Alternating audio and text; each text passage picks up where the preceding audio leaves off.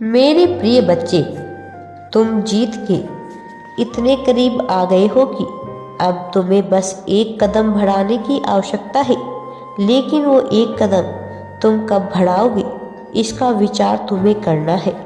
मेरे प्रिय, तुम समझ रहे हो ना जो मैं तुम्हें बताना चाहता हूँ, क्योंकि दिव्य आशीर्वाद अब तुम्हारे जीवन को बदल देगा और उसी समय तुम अपने मन के किसी भी संदेह को यदि बाहर निकालते हो तो ईश्वर पर विश्वास रखकर तो तुम्हारी वह भावना, तुम्हारी वह इच्छा तत्काल ही पूरी कर दी जाएगी। लेकिन विचार तुम्हें करना है कि वह इच्छा सकारात्मक होगी या नकारात्मक। वास्तव में ईश्वर के आशीर्वाद की एक किरण ही यदि तुम्हारे मन में प्रवेश करती है तो वह तुम्हें फिर से लड़ने का उत्साह प्रदान करती है।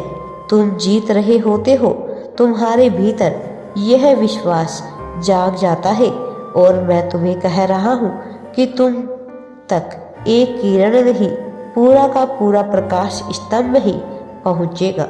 मेरे प्रिय बच्चे, मैं तुम्हारे लिए सुरक्षित मार्ग का निर्माण कर रहा हूँ, जहाँ तुम अपने परिवार के साथ, अपने चाहने वालों के साथ अपने सपनों को साकार होता हुआ, उन्हें वास्तविक होता हुआ देख पाओगे।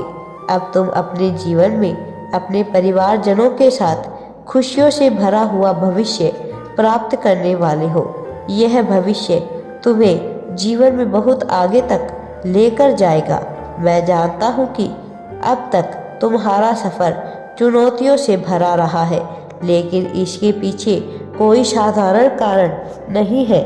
इसके पीछे तो महान उद्देश्य है, क्योंकि तुम असीमित संभावनाओं से भरे हुए ऊर्जा के प्रकाश स्तंभ हो। तुम स्वयं ही सब कुछ हो, वह सब जो तुम बनना चाहते हो। मेरे प्रिय बच्चे, तुम्हें अपनी आंखें खोलकर देखनी है। तुम्हें किताबों के बीच छुपे हुए उन शब्दों को ढूंढना है जो तुम्हारे जीवन में प्रगति की कुंजी का कार्य करेंगे। तुम ब्रह्मा हो, तुम्हें इस बात को गहराई से समझना है। तो चलो अब एक शुरुआत करो और अपने भीतर की ऊर्जा को पहचानने का कार्य स्वयं से ही प्रारंभ करो। अपने अतीत पर गलानी ना करते हुए उससे वह सीखने का प्रयत्न करो जो अब तक तुम्हें सिखाकर यहाँ तक लाया गया है, क्योंकि जब तुम ऐसा सीख जाओगे तब तुम जान पाओगे कि वास्तव में तुम्हें प्रकाश पुंज, प्रकाश स्तंभ क्यों कहा जा रहा है।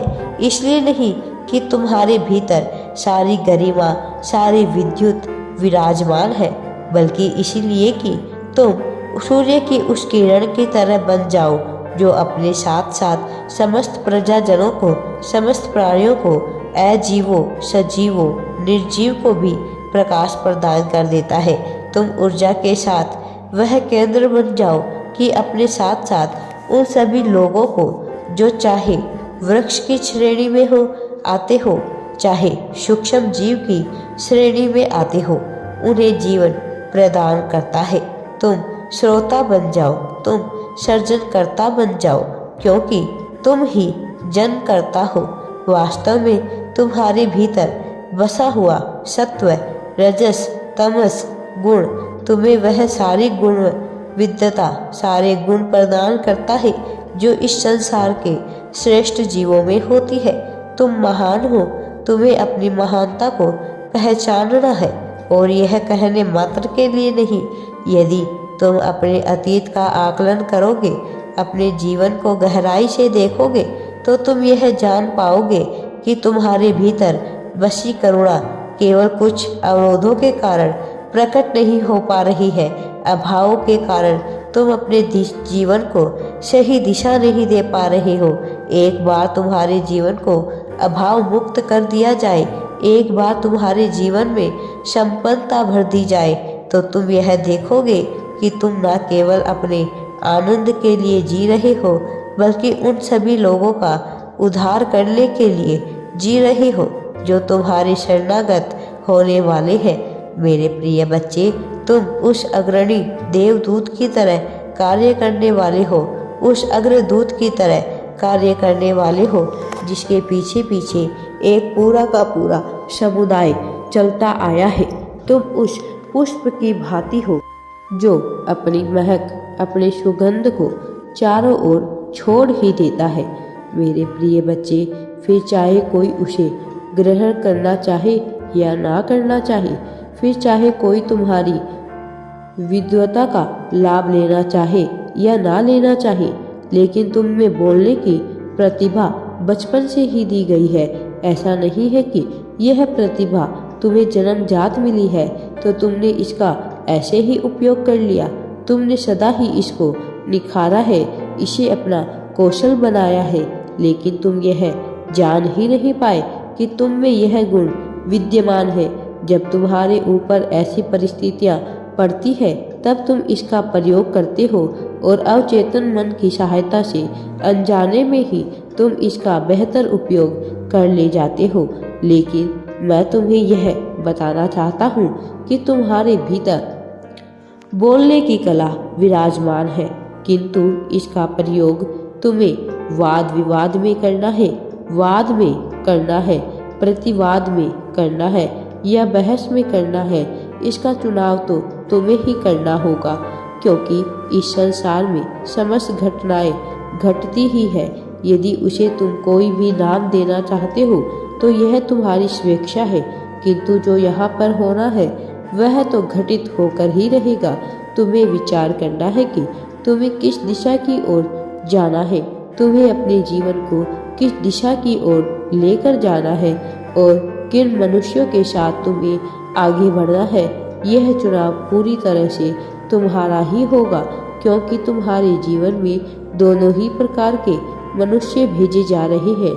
एक वो जो तुम्हें पसंद करते हैं और एक वो जो तुम्हें पसंद नहीं करते। एक वो जिनके साथ तुम्हारे आयामों की सामंजस्य बैठ जाती है, एक वो जिनके साथ तुम्हारा ना मेल मिलाप होता है ना व्यवहार बैठता है। किंतु चुनाव तुम्हें ही करना है कि तुम्हें सहजता के साथ जाना है या फिर तुम्हें संघर्षपूर्ण होकर के प्रगति का विचार करना है। दोनों ही चीज़ों में प्रगति मैं तुम्हें अवश्य दिलाऊंगा, कहीं थोड़ी पहले कहीं थोड़ी बाद, किंतु तुम्हारी प्रगति निश्चित है। तुम्हारी प्रगति को अब टाला नहीं जा सकता। तुम्हारी प्रगति को मैंने संपूर्ण संसार को जाहिर कर दिया है। मैंने आकाश के पन्नों में लिख दिया है कि अब तुम्हारी जीत निश्चित की जा चुकी है। मैंने बादलों से कह दिया है कि अब तुम्हारी जीत निश्चित की जा चुकी है। इस संसार के इस प्रत्येक क्षण में यह बात विराजमान हो चुकी है कि अब तुम्हारी जीत सुनिश्चित की जा चुकी है। मेरे प्रिय बच्चे, ब्रह्मांड निरंतर करवट ले रहा है। ब्रह्मांड के बीच की दूरियां बढ़ रही है, लेकिन मनुष्य के मन में यदि दूरी आ जाए तो वह कोई भी कार्य संभव रूप से कर नहीं पाता है। जो कि अभी हो रहा है। इस संसार में प्रत्येक मनुष्य दिल ही दिल में एक दूसरे से दूर होता जा रहा है। लेकिन मेरे बच्चे, तुम्हें सबके साथ मेल मिलाप रखना है। राधे राधे जी। वीडियो पसंद आए तो लाइक, शेयर एंड चैनल को सब्सक्राइब जरूर करें।